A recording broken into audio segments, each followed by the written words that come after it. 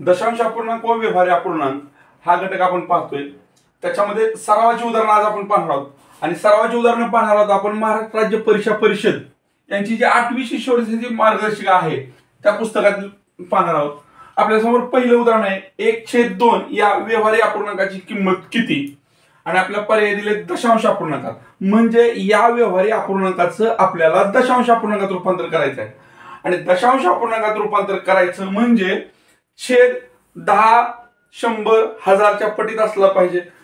इथं छेद 2 आहे, 1/2 10 छेद असणारा सममूल्य अपूर्णांक मिळवायचा म्हणजे याला 5 ने गुणावं लागेल आणि सममूल्य अपूर्णांक मिळवल्यामुळे अंशाला सुद्धा 5 ने गुणावं लागेल। अंशाला 5 ने गुणलं आणि आता 10 छेद असलेला आपल्याला व्यवहार्य अपूर्णांक मिळाला।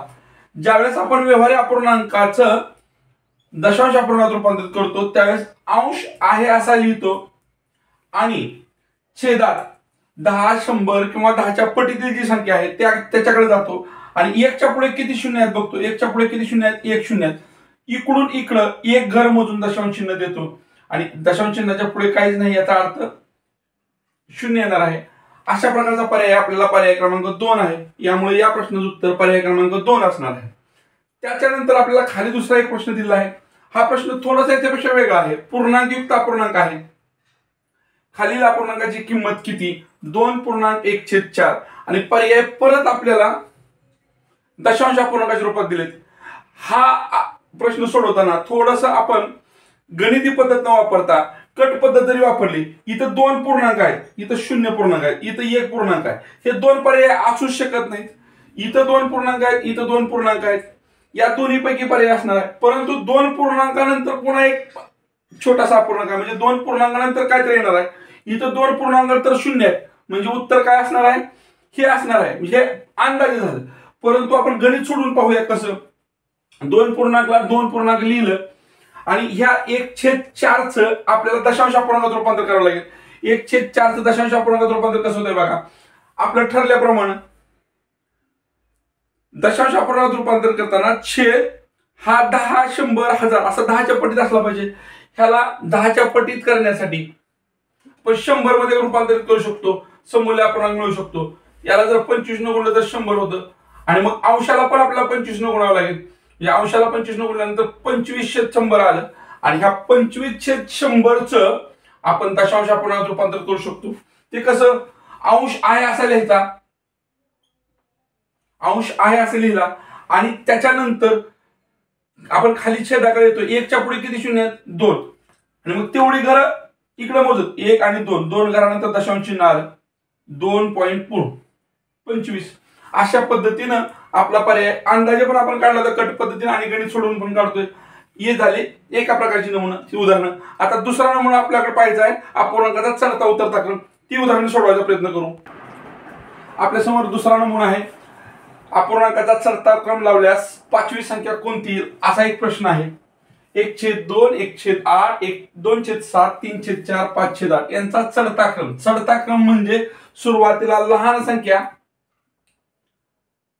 याप्रमाणे आणि सर्वात शेवटी सगळ्यात मोठी संख्या म्हणजे सर्वात मोठी संख्या ही 5वी संख्या आहे याप्रमाणे। मग आता हे उदाहरण आपण 2 पद्धतीने सोडवू शकतो। पहिला पर्याय आपण इथं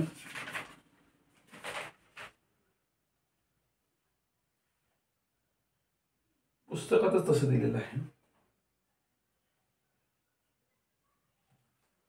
ठीक आहे, पुस्तकात त्या पद्धतीने दिलेलं आहे, परंतु आपण सोडवायचा प्रयत्न करू। 1/2, 1/8, 2/7, 3/4, 5/8 यांचा चढता क्रम लावल्यास 5वी संख्या कोणती? आता आपण जे सममूल्य अपूर्णांक शिकलो होतो आणि त्याच्यानुसार लहान मोठा अपूर्णांक ठरवायला सुद्धा शिकलो होतो। आपण या 1/2चा 1/8 तर ऑलरेडी 8 असणे आणि ह्या 3/4चा सममूल्य अपूर्णांक मिळवू शकतो। तर सममूल्य अपूर्णांक ह्याचा 1/2 8चा सममूल्य अपूर्णांक मिळवायचा आहे, पण त्याचा छेद काय तयार झाला पाहिजे? आपल्याला 8 झाला पाहिजे। म्हणजे ह्याचा 8 होतोय, याचा 8 होतोय, याचा 8 होतोय, तुलना करायला सोपं जाते। 8 व्हायचा म्हणजे याला 4 न गुणावं लागेल आणि याला 4 न गुणावं लागेल म्हणजे पहिल्यांचं सममूल्य अपूर्णांक आपला 4/8 येईल। दुसरा अपूर्णांक आपला 1/8 आहे, तिसरा अपूर्णांक आपला 2/7 आहे आणि चौथा अपूर्णांक आपला 3/4 आहे. त्याचा सममूल्य अपूर्णांक 8 मध्ये कन्वर्ट करायचं म्हणजे 2 न गुणावं लागेल, म्हणजे 6/8 होईल. आणि शेवटचा अपूर्णांक आपला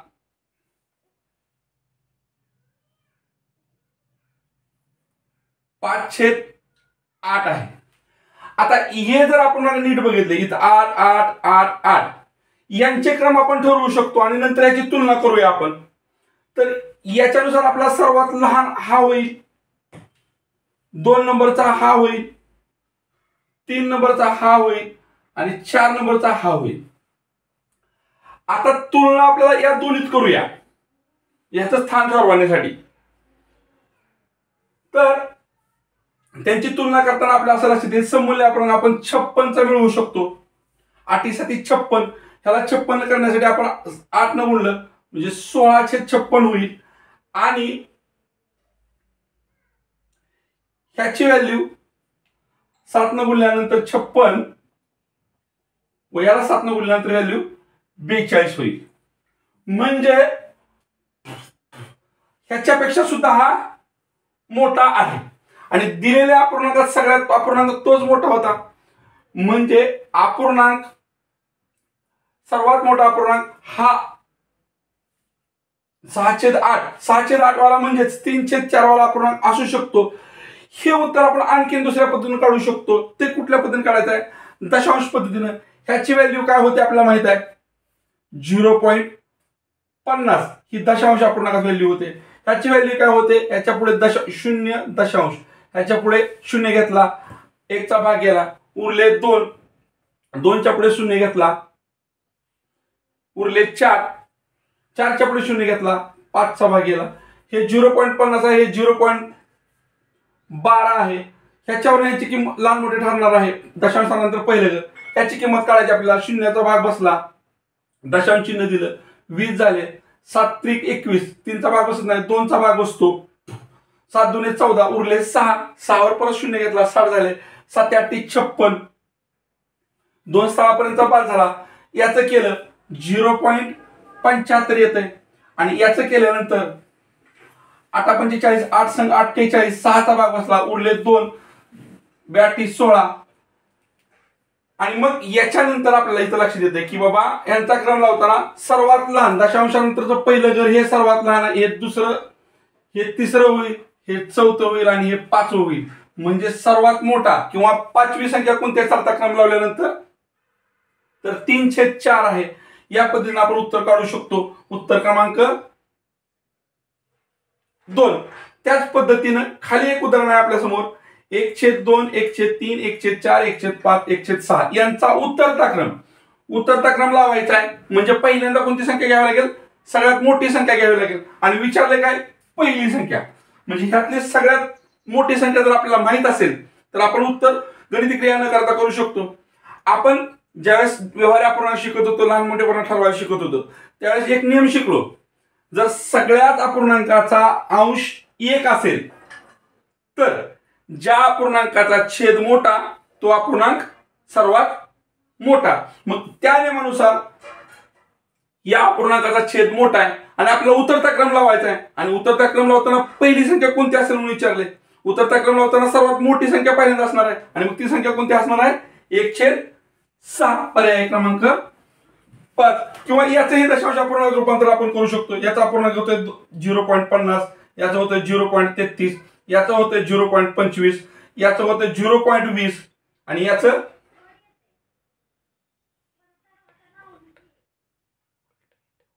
उलट होतंय की ज्या अपूर्णांकाचा छेद लहान तो अपूर्णांक मोठा आणि ज्या अपूर्णांकाचा छेद मोठा तो अपूर्णांक लहान. याप्रमाणे इथला सर्वात मोठा अपूर्णांक आपला येतोय 1/6. या पद्धतीने आपल्याला गणित केल्यानंतर 0.16 अशा पद्धतीनं उत्तर येणार. म्हणजे पर्याय क्रमांक 1 हा बरोबर आहे. ज्यावेळेस अंश 1 असेल सगळ्याच अपूर्णांकाचा त्यावेळेस ज्या अपूर्णांकाचा छेद छोटा तो अपूर्णांक सर्वात मोठा. माझ्याकडून सांगताना थोडीशी गप्पलत झाली, चुका होत असतात, लक्षात घ्या, दुरुस्ती करा.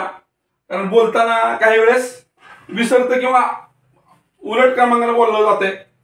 त्यामुळं इथं सर्वात मोठा अपूर्णांक 1/2 आहे आणि आपल्याला उतरता क्रम विचारला, उतरता क्रमाने पहिल्यांदा आपल्याला हा घ्यावा लागेल आणि अशा पद्धतीने उतरता क्रम चालू होणार आहे. त्यामुळे पर्याय क्रमांक 1 हा या ठिकाणी योग्य पर्याय आहे. बघा इथं उदाहरण आहे, सोडवा. 2/3 अधिक 5/4 अधिक 7/8. ज्यावेळेस अपूर्णांकांची बेरीज करायची असते किंवा वजाबाकी करायची असते त्यावेळेस अपूर्णांकाचा छेद समान असला पाहिजे. इथं 3 आहे, इथं 4 आहे, इथं 8 आहे.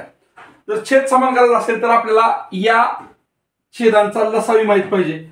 थोडक्यात काय तर ह्या तिन्ही संख्येनं भाग जाणारी संख्या आपल्याला शोधून काढायची. तर तिन्ही संख्येनं भाग जाणारी छोटी संख्या आपल्याला मिळते कुठली बघा. समजा 3 ने भाग जाणारी आणि 4 ने भाग जाणारी संख्या आपल्याला 12 मिळाली, पण 12ला 8 ने भाग जात नाही. परंतु 8 ने भाग जाणारी 12च्या पुढची आणि ज्याला 3 ने 4 ने भाग जातो अशी संख्या आपल्याला माहित आहे, ती म्हणजे 24 आहे. तिन्ही ठिकाणी आपण छेद 24 घेऊ शकतो. 24 घेतलं म्हणजे ह्या 3 ला कितीने गुणलं, 8 ने गुणलं. म्हणजे ह्याचा समूल्य अपूर्णांक घेण्यासाठी आपल्याला अंशाला सुद्धा कितीने गुणावं लागेल, 8 ने गुणावं लागेल. म्हणजे 2×8 = 16. त्याच पद्धतीने या 24 ला आपण 24 मध्ये समूल्य अपूर्णांकात बदलतोय. म्हणजे 4 ला 6 ने गुणल्यावर 24 झाले, म्हणजे 5 ला पण 6 ने गुणावं लागेल. 5 × 6 = 30. त्याच पद्धतीने 7/8 मध्ये 8चा आपण 24 केले, याचा समूल्य अपूर्णांक मिळवतोय आणि मग 8 ला 3 ने गुणल्यावर 24 मिळते, त्यामुळे अंशाला सुद्धा 3 ने गुणावं लागेल. 7×3 = 21. आता छेद समान झाला, छेदस्थानी आपल्याला 24 तसंच लिहून अंशाची क्रिया करायची. 1 आणि 0 1 आणि 6 7. म्हणजे आपली पुढची प्रक्रिया न करता सुद्धा आपण इथं ठरवू शकतो 67 उत्तर असू शकतो. कारण एक अंक इथं 7 आहे, इथं 7 आला, तरी पण आपण पुढची क्रिया करू. 3 आणि 2 5 आणि 1 6. 67/24 पर्याय क्रमांक 3 हा या ठिकाणी योग्य आहे. त्याच पद्धतीने आपण पुढचं गणित पाहणार आहोत. बघा पुढे पण गणित काय आपल्याला 3/2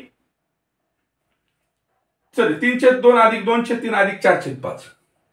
छेद समान नाही, अपूर्णांकांची बेरीज क्रिया दिली आपल्याला छेद समान करावं लागेल. छेद समान करावं लागेल म्हणजेच 2 ने भाग जाणारी व 3 ने भाग जाणारी, तसेच 5 ने भाग जाणारी छोटी संख्या शोधावी लागेल. 2 आणि 3 ने भाग जाणारी छोटी संख्या आपल्याला मिळते 6, परंतु 6 ला 5 ने पूर्ण भाग जात नाही, म्हणून 6 ही संख्या आपण इथे घेऊ शकत नाही. परंतु 5 ने भाग जाणारी आणि परत या 6 ने भाग जाणारी अशी संख्या आपल्याला सापडते कुठली, 30. आपण 30 संख्या जर घेतली म्हणजे या अपूर्णांकाचा सममूल्य अपूर्णांक मिळवलाय आपण छेद समान करत असताना. आणि सममूल्य अपूर्णांक मिळवताना ह्या 2चा आपण 30 केले, म्हणजे 2 ला 30 मध्ये बदलण्यासाठी आपल्याला 15 ने गुणावं लागेल. म्हणजे 3 ला पण आपल्याला 15 ने गुणावं लागेल, 15×3 = 45. त्याप्रमाणे ह्या 3 ला आपण 30 मध्ये बदलले सममूल्य अपूर्णांक मिळवताना किंवा छेद समान करताना. 3 ला 30 मध्ये बदलण्यासाठी आपल्याला 10 ने गुणावं लागलं, म्हणजे अंशाला सुद्धा आपल्याला 10 ने गुणावं लागेल. 2 × 10 = 20. 5 ला आपण 30 मध्ये बदललंय, 5 × 6 = 30, म्हणजे 4 ला पण 6 ने गुणावं लागेल, 24. आणि याची बेरीज करावी लागेल. 30 छेद असणारा पर्याय आपल्याकडे एकच आहे, त्यामुळे हाच पर्याय आहे. पुढची क्रिया न करता आपण ठरवू शकतो, पण एवढं गणित केले वेळ वाया घालवता म्हणून सोडून द्यायचं नाही. 5 0 4 9 छेद तसाच येणार आहे 30. 2 आणि 2 4 आणि 4 8 89/30 पर्याय क्रमांक 2 या ठिकाणी योग्य पर्याय असेल. यापुढे आपल्या समोर उदाहरणाचा नमुना आहे. अपूर्णांकाचा गुणाकार दिलाय, कसं सोडवायचं बघा. दोन अपूर्णांकाच्या गुणाकारात चिन्ह असेल त्यावेळेस आपण काय करतो, इकडल्या अपूर्णांकाच्या अंशाने इकडल्या अपूर्णांकाच्या छेदाला आणि इकडल्या अपूर्णांकाच्या छेदाने इकडल्या अपूर्णांकाच्या अंशाला जर भाग जात असेल किंवा दोन्ही संख्यांना कुठल्याच एका संख्येने भाग जात असेल तर आपण त्याला भाग घालून छोटं रूप करायचा प्रयत्न करतो. इथं बघा 6 ने 7 ला भाग जात नाही, 5 ने पण 4 ला भाग जात नाही, किंवा या संख्या त्यांना छोटं रूप देऊ शकत नाही. अशा वेळेस काय करतो आपण, सरळ सरळ अंशाचा गुणाकार सरळ सरळ छेदाचा गुणाकार करतो. सरळ सरळ अंशाचा गुणाकार आला 24 आणि छेदाचा गुणाकार आला 35. 24/35 पर्याय क्रमांक 2 हा या ठिकाणी योग्य पर्याय असेल. आता पुढे आणखी एक उदाहरण आपल्याला 3/4 गुणिले 5/6. दोन अपूर्णांकाच्या मध्ये गुणाकाराचं चिन्ह असल्यास आपण क्रिया करताना इकडल्या अंशाने इकडल्या छेदाला भाग जातोय का किंवा त्यांना छोटं रूप देता येते का आपण पाहतो. इथं जातोय बघा 3×1 3, 3×2 6. आता भाग पुढचा 4चा आणि 5चा जात नाही त्यावेळेस आपण परत अंशाचा आणि छेदाचा गुणाकार करणार आहोत. 5×1 5, 4×2 8, 5/8 पर्याय क्रमांक 4 हा या ठिकाणी योग्य पर्याय असणार आहे. मित्रांनो गणित आपल्या समोर दिले बघा. अपूर्णांकाचं 2/3 अधिक 2/3 गुणिले 2/3 भागिले 2/3. हे गणित थोडस पदावलीच्या स्वरूपातलं आहे आणि मग ते आपण सूत्राप्रमाणे न बघता इकडून इकडे जात असताना पहिल्यांदा गुणाकार किंवा भागाकार यांच्यापैकी जी क्रिया आलेली आहे पहिली क्रिया जी आलेली आहे ती घ्यायची. मग इकडली पहिली क्रिया आपल्याकडे ही आलेली आहे म्हणजे बाकीचं उदाहरण आपण आहे असं लिहून 2/3 अधिक ह्याचं उत्तर कंसात काढू थोड्या वेळासाठी आणि भागिले आहे असं लिहू. ही आपली पहिली पायरी असेल. मग पहिल्या पायरीत आपण ह्याचा गुणाकार करणार आहोत.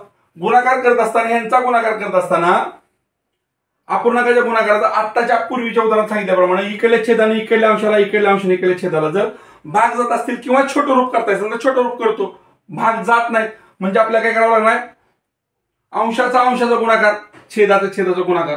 ही झाली आपली दुसरी पायरी किंवा पहिली पायरी. आता नंतरची पदावली होते 2/3 अधिक 4/9 भागिले 2/3. या दोन अपूर्णांकांच्या मध्ये भागाकाराची क्रिया आहे. अपूर्णांकांच्या मध्ये जर भागाकाराचं चिन्ह आले असेल किंवा भागाकाराची क्रिया असेल तर आपण काय करतो हा अपूर्णांक उलटा लिहितो आणि या दोन अपूर्णांकामध्ये गुणाकाराची क्रिया करतो. बघा कसं मांडतोय 2/3 अधिक 4/9 ह्या भागाला गुणाकार करतोय आणि हे 3/2 व्यस्त घेतोय 3/2.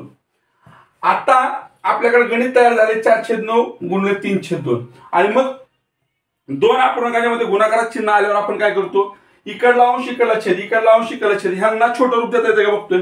बघूया 2 2 4 3 3 3 9 म्हणजे आता वर उरले 2/3 2/3 अधिक 2/3. आता क्रिया उरली आपल्याकडं बेरजेची आणि अपूर्णांकाची बेरीज असताना पहिली आपल्याला कसोटी काय असते की अपूर्णांकाचा छेद समान पाहिजे. अपूर्णांकाचा छेद 3 आहे 3 आणि 3 6 न करता अपूर्णांकाचा छेद जसा आहे तसा आपण लिहितो आणि फक्त अंशांची बेरीज करतो 4/3. मग काही वेळेस हे 4/3 पुन्हा पूर्णांकाच्या रूपात लिहिलं असेल 1/3 याप्रमाणे म्हणजे पर्याय क्रमांक 3 हा या ठिकाणी योग्य पर्याय आहे. आपण आता पाहिल्या उदाहरणाप्रमाणे पदावलीच्या स्वरूपात दुसरं एक उदाहरण आहे 4/5 अधिक 4/5 गुणिले 4/5 भागिले 4/5.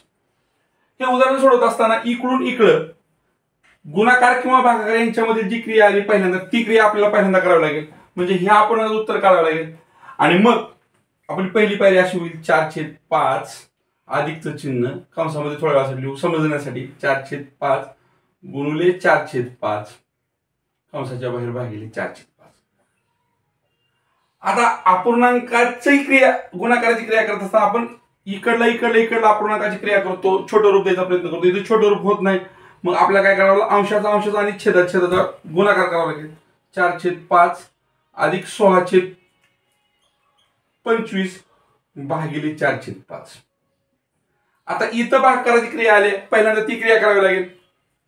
मग 4/5 अधिक 16/25 हे भागाकारात आपण गुणाकार करतो आणि ह्या अपूर्णांकाचा व्यस्त म्हणजेच उलट असा अपूर्णांक लिहितो. आणि मग आता दोन अपूर्णांकाच्या मध्ये गुणाकाराची क्रिया आहे आणि दोन अपूर्णांकाच्या मध्ये गुणाकाराची क्रिया असेल तर आपण काय करतो त्याला छोटं रूप द्यायचा प्रयत्न करतो 4×1 4 4×4 16 5×1 5 5×5 25 म्हणजे 4/5 हे असं झालं अधिक या दोन्हीचा गुणाकार 4 आणि या दोन्हीचा गुणाकार 5. आता दोन अपूर्णांकाची बेरीज राहिली आपल्याकडे. दोन्ही अपूर्णांकाचा छेद समान आहे. छेद समान आहे म्हणजे छेदाची बेरीज करायची नाही जसा आहे तसा छेद लिहायचा 5 आणि अंशाची बेरीज करायची 8/5. पर्याय क्रमांक 3 हा या ठिकाणी योग्य पर्याय असेल. बघा मित्रांनो, पुढचा नमुना आहे आपल्यासमोर. दोन उदाहरणं आहेत सेम नमुन्याची. इथं 5/8 गुणिले 6/5 गुणिले 2/9 दिलाय. 3 अपूर्णांक आहेत आणि त्यांच्यामध्ये गुणाकार चिन्ह. इथं पण तसंच आहे, 3 अपूर्णांक आहेत गुणाकार चिन्ह. कसं सोडवायचं? सुरुवातीला आपण यांच्याकडे बघूया. जर 2 अपूर्णांकांच्या मध्ये गुणाकार असेल तर आपण काय करतो, तिरका एकमेकाला भाग जातोय का बघतो. इथं जाते 5×1=5, 5×1=5. इथं 6 आणि 8 आहे, यांना छोटं रूप होत आहे. याचं रूप होत आहे 2 न भागिल्यामुळे 4, याचं 2 न भागिल्यामुळे 3, म्हणजे 2 नच भागाला दोन्हीला पण 3 आलं. आता इथं 1/4 राहिलं, इथं 3/1 राहिलं आणि इथं 2/9 राहिलं. ह्या 3 न ह्या 9 ला भाग होतोय, 3 त्रिक 9, इथं 1 आलं. ह्या 2 न बे दुने 4, 2चा भाग आला. म्हणजे खाली आता उरले बघा, वर किती उरले? 1 1 1 1 आले अंशाचा गुणाकार. आणि खाली बघा 2 गुणिले 1 गुणिले 3 म्हणजे 6. 1/6 हे या प्रश्नाचं उत्तर असणार आहे. पर्याय क्रमांक 1 हा बरोबर उत्तर असणार आहे. तसंच दुसरं उदाहरण आपल्या समोर आहे. 15/14 गुणिले 21/10 गुणिले 4/3. या 2 अपूर्णांकाकडे सुरुवातीला बघूया. इकडले अंश आणि इकडला छेद, इकडला छेद आणि इकडला अंश, अशा पद्धतीने आपल्याला बघावं लागेल. इथं 15 आणि इथं 10 आहे. ह्यांना छोटं रूप होतंय, दोन्हीला पण 5 न भाग जाते. 5 न भाग गेला 5 त्रिक 15, 5 दुने 10. ह्या दोन्हीला बघितल्यानंतर आपल्या लक्षात येतंय 7 न भाग जातोय. 7 त्रिक 21, 7 दुने 14. आता इकडं 4/3 आहे, या 3चा आणि याचा 1/1चा भाग बसतो. इथं 2 आहे, बे दुनी 4 उरले. इथं आता 3 आहे, इथं 2 आहे, इथं 2 आहे. ह्या 2 खालच्या 2 ह्या वरच्या 2 ला भाग जातो. बे. आता इथं 3 1 1 1 1 1 म्हणजे वरचा गुणाकार आला 3, खालचा गुणाकार आला 1. म्हणजेच हे आपण असं लिहू शकतो. पर्याय क्रमांक 3 नंबर उत्तर, 3च उत्तर आहे.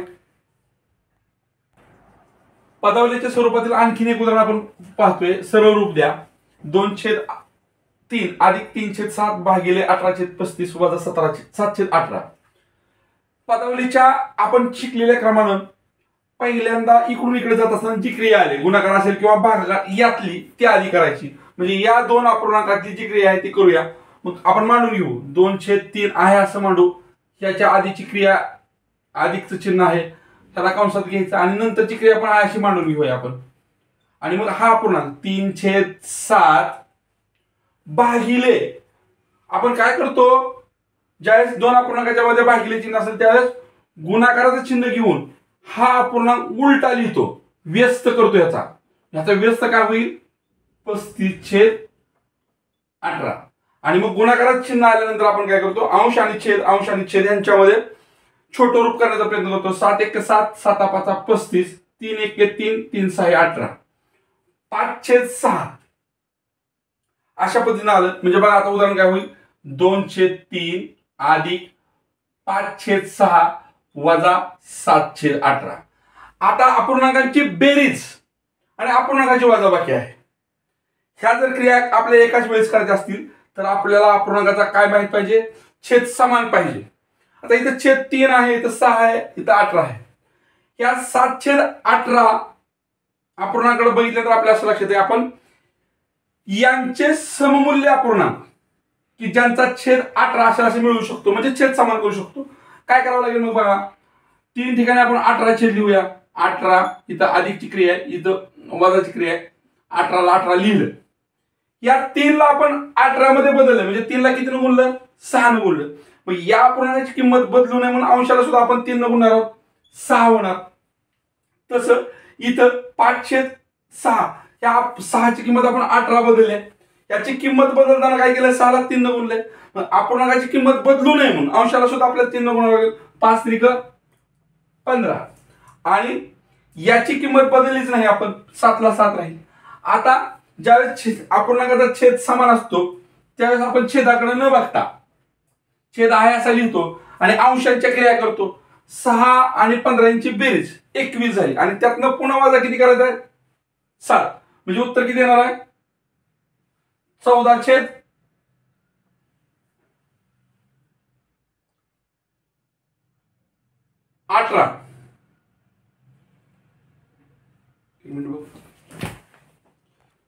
थोडस चुकतंय इथं. आपण 3 ला 6 गुणले समूल्य अपूर्णांक मिळवताना म्हणजे 2 ला सुद्धा आपल्याला 6 ने गुणावं लागेल, 12 होणार आहे.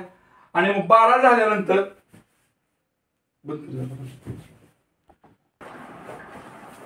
बेरीज आली 27 आणि 27 मधून परत 7 गेले म्हणजे बेरीज उत्तर आलं 20. 20/18 आपल्याकडे पर्यायच नाही. मग आपल्याला याला काय करावं लागेल, याचा संक्षिप्त रूप देऊन छोटा समूल्य अपूर्णांक मिळवावा लागेल. याला 2 ने भाग जातोय 10 होईल, याला पण 2 ने भाग जातोय 9 होईल. 10/9 पर्याय क्रमांक 3 हा आपला या ठिकाणी योग्य पर्यायाचा क्रमांक असणार आहे. प्रश्न आपल्या समोर असा आहे, 0.12 शतमानात कसे लिहाल. शतमान म्हणजे छेदस्थानी किती असलं पाहिजे, 100 असलं पाहिजे. मग छेदस्थानी 100 असलं आपल्याला एक पर्याय दिसतोय, हा पर्याय बरोबर असणार आहे. पण इथं आपल्याला 2 पर्याय निवडायचे, 2 पर्याय निवडायचे. मग राहिले 3 पैकी एक आणखीन पर्याय आपला बरोबर असणार आहे. 12% 12% म्हणजेच 12/100. आणि मग हे 12/100 आपल्या दशांश अपूर्णांक जर लिहायचे असतील तर 12 लिहितो आपण आणि दशांश चिन्ह कुठे देतो, 1 च्या पुढचे 0 म्हणजे 1 2 1 2 म्हणजे 12%चं आपण दशांश अपूर्णांकात रूपांतर केल्यानंतर 0.12 होते. 12% आपण व्यवहार्य अपूर्णांकाच्या रूपात लिहिल्यानंतर 12/100 होते. आणि शतमानात म्हणजे छेदस्थानी किती पाहिजे, 100 पाहिजे. म्हणून इथला हाही पर्याय बरोबर आहे. परंतु इथे एक लक्षात घेण्यासारखी गोष्ट आहे बघा, 6/50 याचा छेद समान असणारा 100 छेद असणारा समूल्य अपूर्णांक काय होतोय, 12 होतोय. किंवा 3/25 चा 100 छेद असणारा समूल्य अपूर्णांक 25 चौक 100 3 चौक 12 12/100 होतोय. परंतु शतमानात लिहिताना छेदस्थानी निश्चितपणे 100 असलं पाहिजे आणि इथं 100 नाही. हे यांचे सममूल्य अपूर्णांक आहेत. शतमानातल्या अपूर्णांकाचे काय आहेत, सममूल्य आहेत, परंतु ते शतमानात नाही. ही या ठिकाणी गोष्ट लक्षात घ्यायची आहे. आणखीन एक उदाहरण पाहूया असंच. 0.57 शतमानात कशी लिहाल. शतमानात म्हटल्यानंतर दशांश अपूर्णांकात रूपांतर असलेला अपूर्णांक हा व्यवहार्य अपूर्णांकात कन्वर्ट करायचा किंवा रूपांतरित करायचा. कशात, व्यवहार्य अपूर्णांकात. आणि व्यवहार्य अपूर्णांकात कन्वर्ट केल्यानंतर त्याचा छेद काय असायला पाहिजे, निश्चितपणे शतमानात लिहायचं म्हणल्यावर 100 असायला पाहिजे. दिलेल्या पर्यायात 100 छेद असलेला एकच पर्याय म्हणजे हेच उत्तर बरोबर असणार आहे. आणि मगाच्या उदाहरणात बघितल्याप्रमाणे 57% असा पर्याय जर दिला असेल तर याचाही अर्थ काय होतो, 57/100 म्हणजे छेदस्थानी 100 आलं. अशा प्रकारे आपण शतमानात रूपांतरित करू शकतो.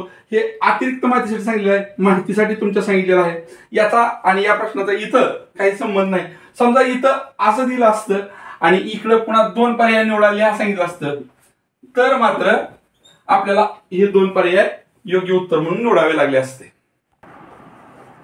बघा मित्रांनो, दरम्यानचा अपूर्णांक शोधा अशा पद्धतीचं उदाहरण आहे. आपण ज्यावेळेस ह्या अपूर्णांकाचे बेसिक बघतो त्यात अशा नमुन्याची उदाहरणं पाहिले, मला आठवतंय 5 उदाहरणं आपण व्हिडिओमध्ये पाहिलेत. मागच्या व्हिडिओमध्ये जाऊन तुम्ही पाहू शकता दरम्यानचा अपूर्णांक शोधण्याचे व्हिडिओ. आणि मग तिथं आपण असं शिकलो होतो, ज्यावेळेस दरम्यानचा अपूर्णांक शोधायचा त्यावेळेस अंशाची बेरीज करायची आणि छेदाची बेरीज करायची. अंशाची बेरीज झाली 4 आणि छेदाची बेरीज झाली 6. मग पर्यायामध्ये 4/6 नाहीच, पर्यायामध्ये 4/6 नाहीच. मग आपण काय करू शकतो, याचा सममूल्य अपूर्णांक छोटा किंवा संक्षिप्त रूप देऊ शकतो. 2 भागेला 2 2 भागेला 3 2/3 हा पर्याय मात्र आपल्याकडे आहे, पर्याय क्रमांक 4. त्याच पद्धतीनं दरम्यानचा अपूर्णांक शोधा म्हणून आपल्याला दुसरं उदाहरण आहे 7/8 आणि 13/16. याही अपूर्णांकाचं उत्तर काढण्यासाठी आपल्याला काय करावं लागेल, 7/8 आणि 13/16 यांच्या मधला अपूर्णांक काढायचा आहे. तो काढण्यासाठी आपल्याला काय करावं लागणार आहे, अंशाची बेरीज किती आली 20, छेदाची बेरीज 24, 20/24 हे आपलं उत्तर असणार आहे. पण पर्याय नीट बघितलं तर आपल्याला 20/24 दिसतच नाही आणि मग पर्यायात 20/24 नाही म्हटल्यानंतर आपण अपूर्णांकाला समूल्य अपूर्णांक किंवा संक्षिप्त अपूर्णांक या संकल्पनेकडे जाऊन त्याला संक्षिप्त रूप देऊया. 4 ने भागल्यानंतर 5 येते आणि याला 4 ने भागल्यानंतर 6 येते. 5/6 हा आपल्याकडे इथं पर्याय आहे. पर्याय क्रमांक 4 हा या प्रश्नाचं योग्य उत्तर असणार आहे. तर मित्रांनो, आजच्या व्हिडिओमध्ये आपण महाराष्ट्र राज्य परीक्षा परिषद यांची जी 8वी शिष्यवृत्तीसाठीची मार्गदर्शक आहे त्यातले या घटकावरचे काही प्रश्न आपण सोडवलेले आहेत. उर्वरित प्रश्न आपण उद्याच्या व्हिडिओमध्ये भाग 2 म्हणून बघणार आहेत. तर उद्याच्या व्हिडिओला नक्की भेट द्या आणि हा पूर्ण घटक समजून घ्या.